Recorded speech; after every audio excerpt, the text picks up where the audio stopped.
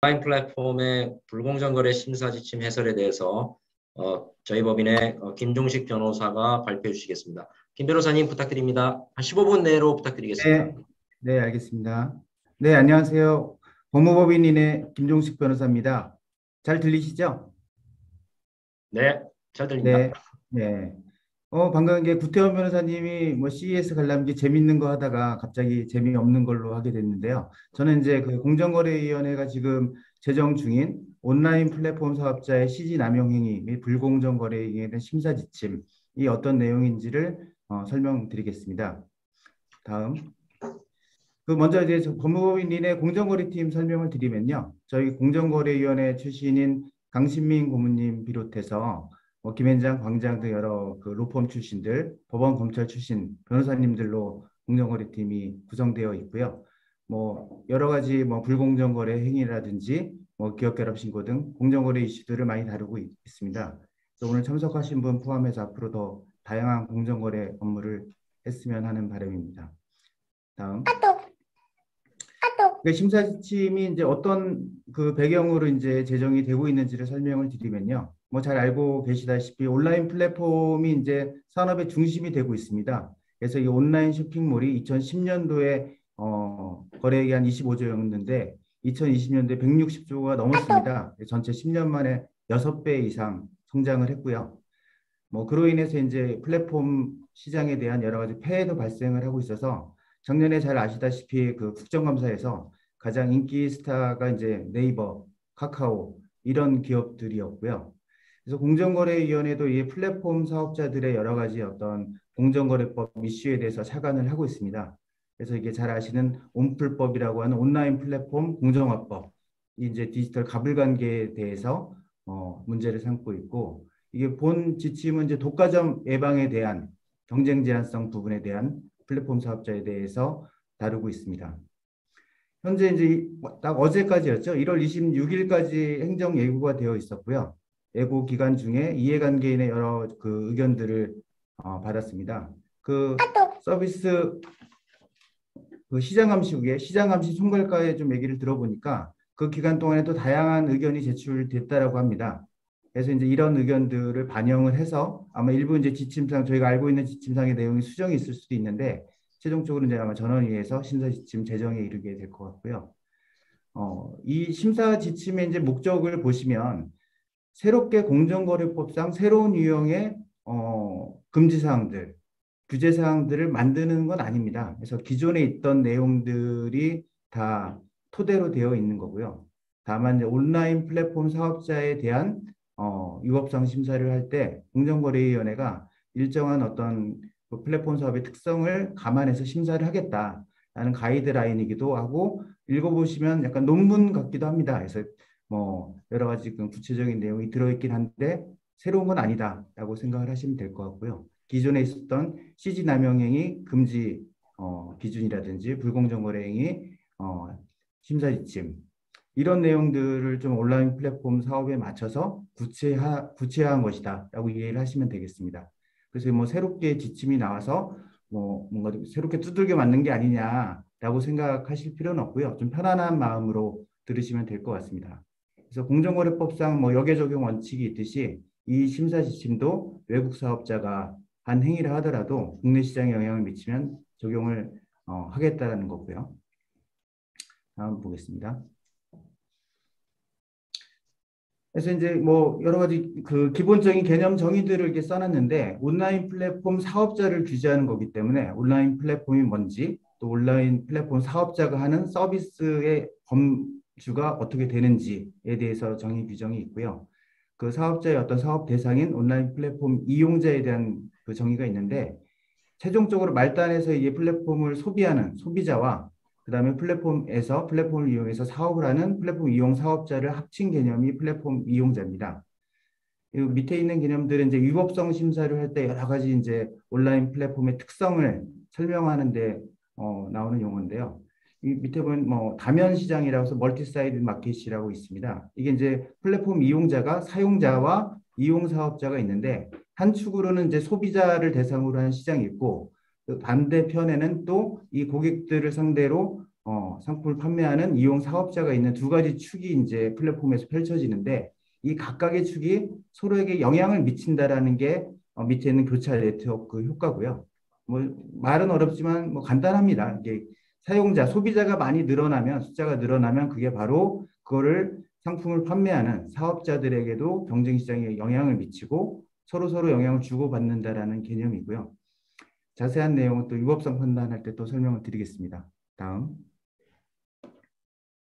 그래서 위법성 판단을 할 때 관련 시장을 핵정하고 뭐 시장 지배적 지위가 어떤지, 경쟁 제한성이 어떤지 여부를 판단하는 데 있어서 이게 온라인 플랫폼 사업의 여러 가지 특성을 감안해서 판단을 하겠다 그런 내용입니다.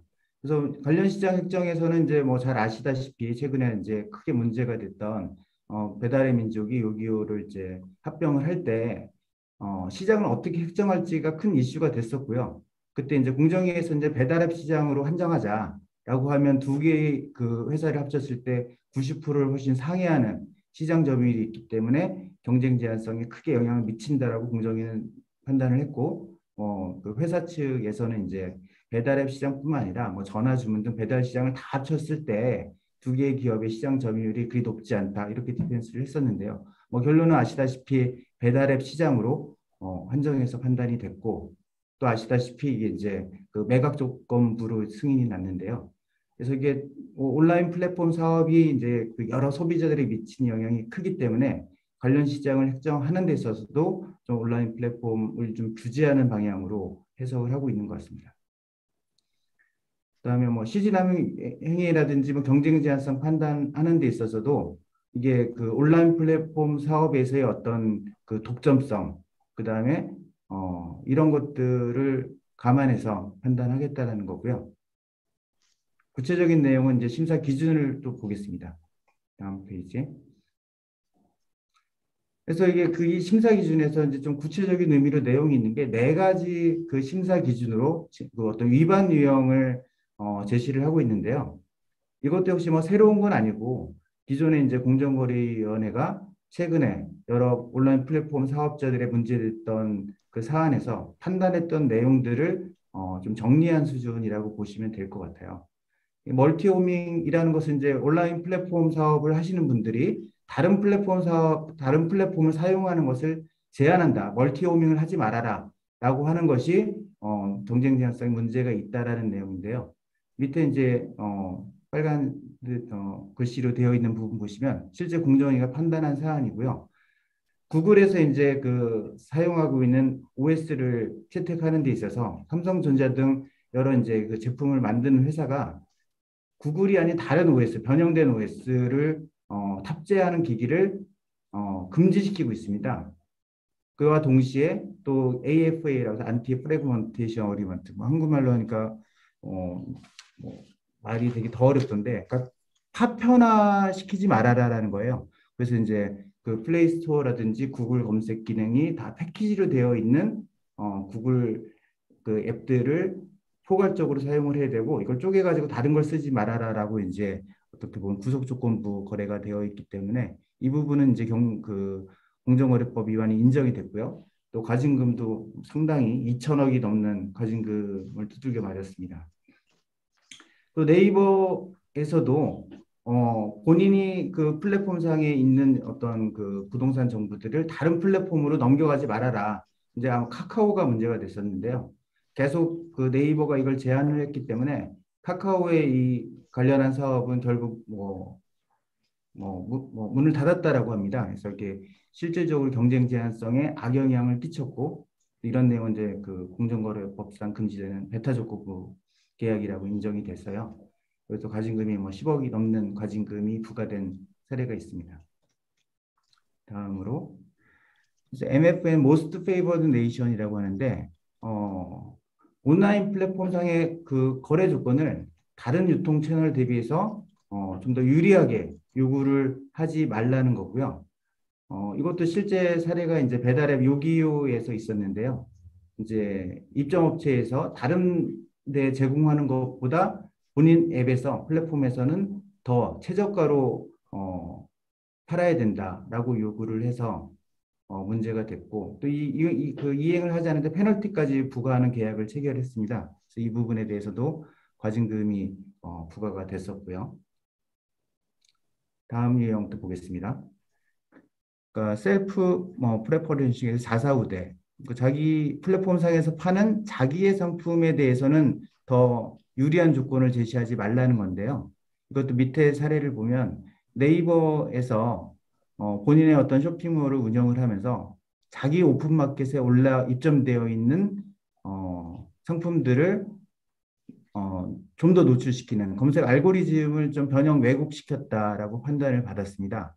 그래서 이게 입점 업체라든지 아니면 네이버 페이에 연동되어 있는 업체들을 더 많이 노출되도록 알고리즘을 변형을 했다라고 인정이 됐고요. 또 가징금이 200억 넘는 가징금이 부과된 사안이 있습니다. 다음으로 끼어 팔기 같은 경우도 일반 불공정 거래 유형에 이제 원래 전통적으로 있었던 유형인데 플랫폼 사업의 그 서비스에 다른 상품을 끼워서 관련성 없는 상품을 끼워 팔면 안 된다라는 내용이고요. 그래서 이런 네 가지 유형이 좀 구체적으로 예시가 되어 있고 예시되어 있는 내용들이 다 공정위가 이미 사전에 이제 위법하다라고 판단된 내용들을 열거를 하고 있어서 어떤 부분에 있어서 공정거래위원회가 문제를 삼을지를 좀 판단하는 기준이 될 것 같습니다. 다음 보겠습니다. 결국 그래서 이제 앞으로 이제 어떤 걸 좀 조심을 하고 유의를 해야 되는지 또 아니면 또 공격하는 입장에서는 또 뭘 문제를 삼아야 될지에 대해서 지침이 하나의 좀 가이드라인이 될 것 같은데요. 이제 온풀법이 제정되기 이전에 또 이제 플랫폼 사업자에 대해서는 이 심사 기준을 가지고 좀 유심히 보겠다라는 어떤 공정의 방향성을 저희가 읽을 수가 있고요. 또 구체적으로는 방금 설명드렸던 네 가지 유형에 대해서는 이미 공정위가 위법하다라고 판단된 부분이기 때문에 각각의 사례들에 관련 있는 사업을 하거나 서비스를 구상하는 데 있어서 좀 더 신중해야 될 것 같습니다.